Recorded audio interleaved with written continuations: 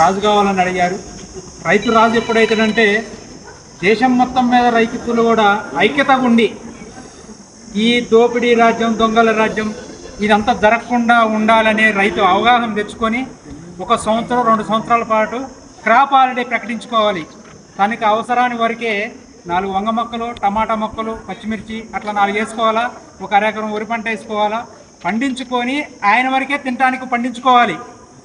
అప్పుడు పండించుకున్న తర్వాత కూడా రాష్ట్రం కాదు దేశం మొత్తం కూడా రోడ్డెక్కింది. అప్పుడు రైతులు పండిస్తే ఏం తినేది, పండియకుండా ఏం తినేది, అప్పుడు ప్రభుత్వాలది వస్తుంది. కనుక రైతులందరూ ఐక్యతగా ఉండాలి. దేశం మొత్తం రైతులు కూడా ఐక్యతగా ఉండి ఈ యొక్క ఉద్యమం తీసుకురావాలి. అప్పుడు కానీ ఈ కమిషన్ మర్చెంట్ నడవదు. ఇన్ని రోజులు ప్రైవేటు దళాలు దోసుకున్నారు, ఇప్పుడు గవర్నమెంట్ కూడా దోసుకోవడానికి రెడీగా అన్ని ఆధారాలతో బట్టబయలవుతున్నది. కనుక ఇట్లాంటివి జరగకుండా ప్రభుత్వం మంచి నిర్ణయం తీసుకోవాలని ప్రభుత్వాన్ని కోరుతున్నాను.